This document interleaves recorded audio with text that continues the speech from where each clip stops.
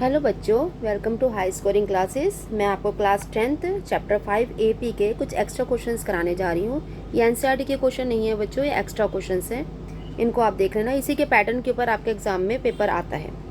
पहला क्वेश्चन है आपका, find the sum of the first 18 terms of the AP 9753।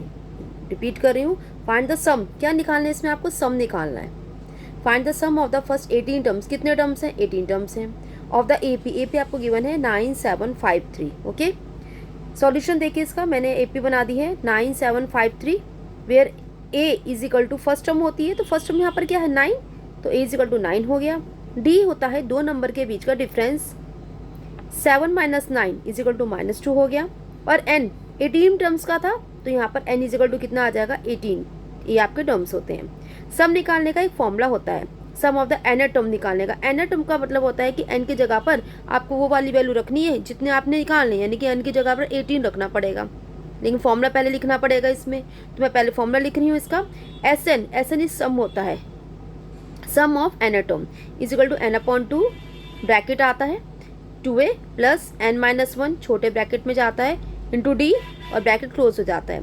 इसमें सिर्फ आपको वैल्यू पुट करनी है। तुम्हें n पता है 18 है, a तुम्हें पता है 9 है, d तुम्हें पता है -2 अभी निकाला था। सिर्फ वैल्यू पुट करके आपने आंसर निकालना है। ओके, ये आपका सम निकल कर आ जाएगा। 18 अपॉन 2, 2a बन गया 2 इंटू 9 प्लस n-1 यानी कि 18-1, और d हो गया -2 हो गया। डिवाइड कर दोगे 18 अपॉन 2, 9 आ गया, 9 2 सा 18 आ गया, 18 में से 1 माइनस कर दोगे 17 आ गया, और माइनस का 2 साथ में मल्टीप्लाई हो गया। यहाँ पे लिख दिया 9, यहाँ पे आ गया 18 प्लस माइनस 17 2 34। ठीक है, 9 इंटू 34 में से 18 को माइनस करोगे तुम्हारा 16 आता है, लेकिन माइनस के ज़्यादा नंबर है तो आंसर माइनस में आएगा। तो -16 इंटू 9 इज इक्वल टू 144 आपका आंसर हो गया। Okay, next question, find the sum of, ये भी आपको सीरीज गिवन है 5, 13, 21 अप टू कहाँ तक जा रहा है 181 तक जा रहा है। बट इसमें ना ये नहीं पता है कि आपका एपी है या नहीं है। देखो इसमें ना कहीं पर ये इन्वॉल्व नहीं करा हुआ कि एपी है, सिर्फ आपको एक सीरीज दे दी गई है। तो भाई जो मैंने पहले फॉर्मूला लगाया था एसएन वाला, वो तो एक एपी का लगाया था, तो मेरे को ये चेक करना पड़ेगा कि आपकी जो गिवन इक्वेशन है वो एपी बनाती भी है या नहीं बनाती है। देखो कैसे करेंगे, मैंने यहाँ पे सीरीज लिख दी 5 + 13 + 21 अप टू 181। अब इसके चेक करने के लिए ना कि ये एपी है या नहीं है, मैं इन सबको ना आपस में माइनस करके देखूंगी। 13 में से 5 माइनस करूंगी, 21 में से 13 माइनस करूंगी, यानी कि एक पहले वाले में से उसका पहला वाला, अगले वाले में से उसका पहला वाला माइनस करके चेक करेंगे कि क्या डी आपस में डिफरेंस इनका इक्वल आ रहा है नहीं आ रहा।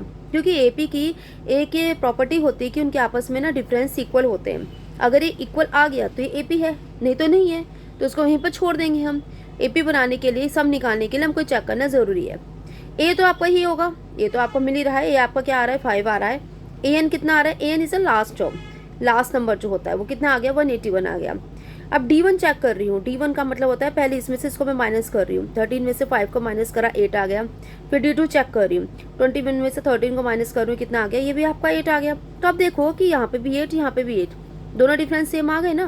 तो इसका मतलब है जो गिवन नंबर्स आपको सीरीज दी हुई है किस में बन गई, आपकी एपी के अंदर बन गई। तुम लिख देंगे the given number form in AP. Okay, अब इसमें क्या निकालना है आपको, अब एसएन निकालना है। अच्छा, एसएन निकालने के लिए तो पास ए मिल गया, तो पास डी मिल गया, फॉर्मूला याद है ना एसएन का। उसके अंदर ना एक चीज़ और थी, एन भी था। एन हमारे पास नहीं है क्योंकि नंबर टर्म्स नहीं बताए हुए कि कितने टर्म्स है। उसके लिए मेरे को पहले वाला फॉर्मूला, ए एन वाला फॉर्मूला लगाकर एन की वैल्यू को निकालना पड़ेगा। ठीक है, देखिए यहाँ पर एन निकालेंगे हम, फॉर्मूला डालेंगे A n is equal to A plus n-1 into D. A n पहले लिखा गया था 181 है, इज इक्वल टू ए की जगह 5 हो गया प्लस n-1 और डी की जगह पर 8 हो गया।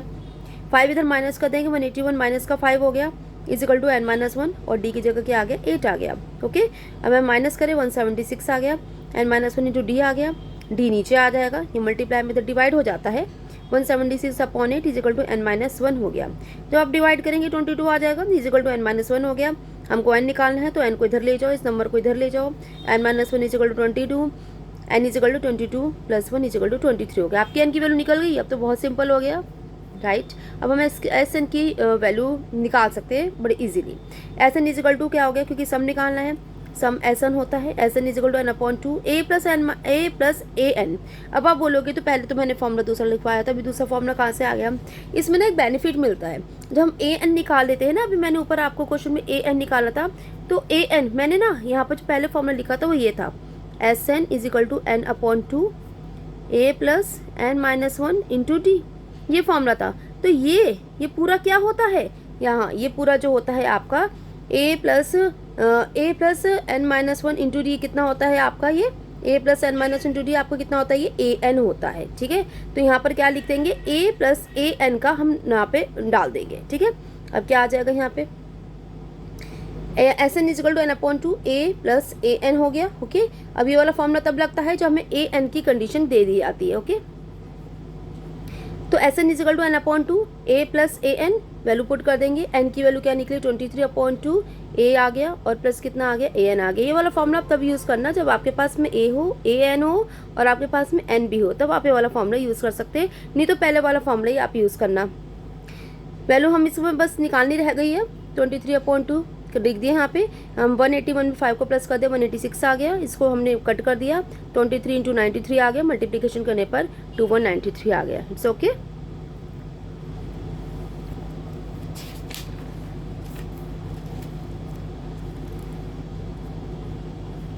ये क्वेश्चन आ रहा है आपका, find the sum of the first n terms of an AP whose nth term is 3n + 7।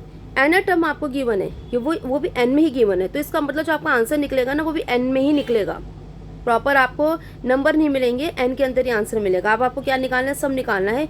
First के n टर्म का AP बनी हुई है, दी हुई है, और जिसका एनर टर्म सिर्फ कितना दिया हुआ है, 3n + 7 दिया हुआ है। एनर टर्म का मतलब तो an होता है ना, an is equal to 3n + 7 given है।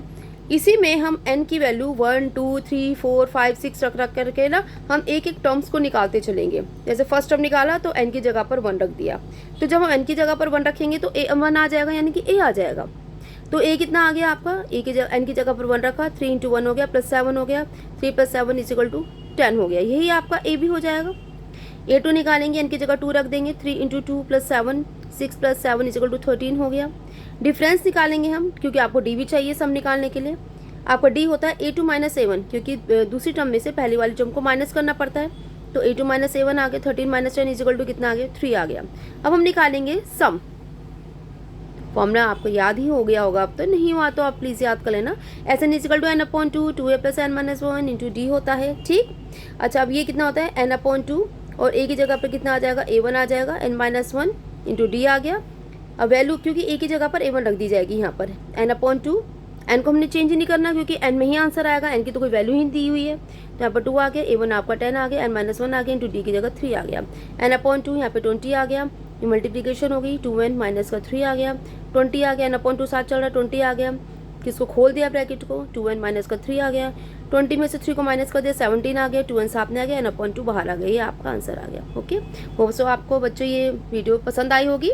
प्लीज़ आप लाइक शेयर एंड सब्सक्राइब कर दीजिए। ओके, फिर मिलते हैं आपको अगले वीडियो में, तब तक के लिए गुड बाय।